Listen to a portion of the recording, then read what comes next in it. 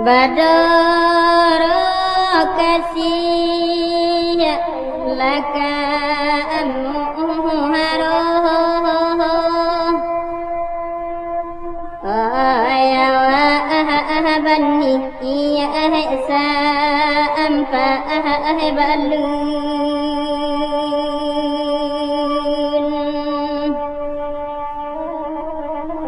kini marah agua ati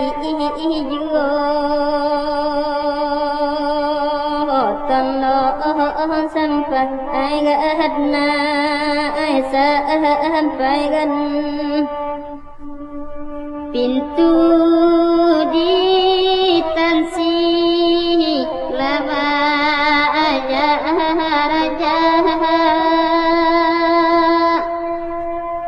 pintu nanduho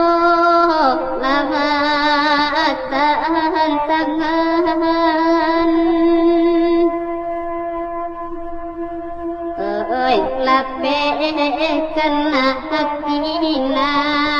antaraga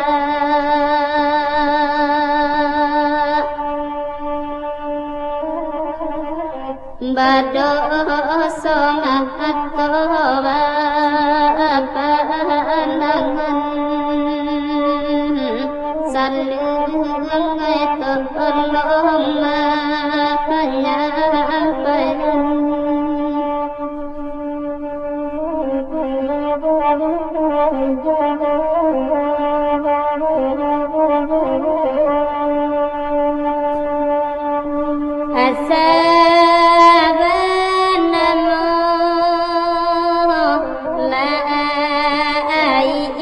kopi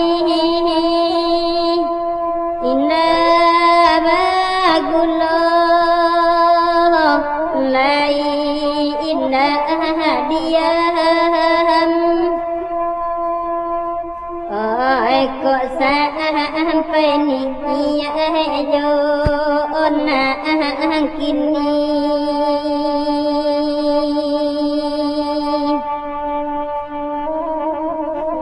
indah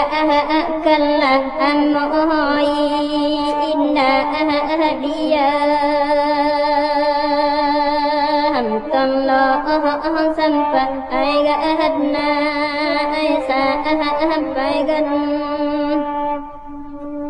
kamala payung laka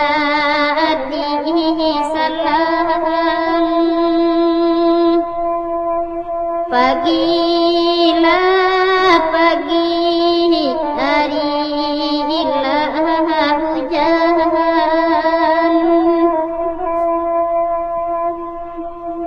oi koja wani iya den dalam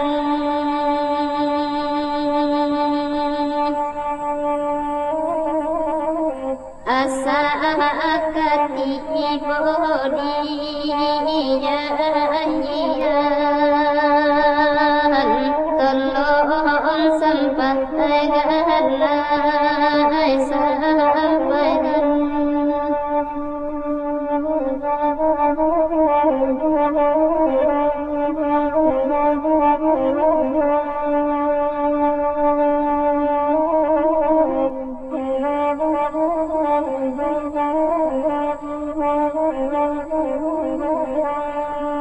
nan ba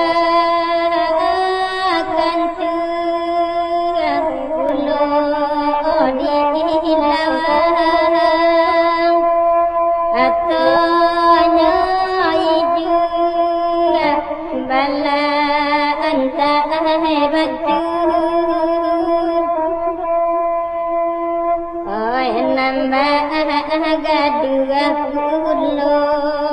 di urang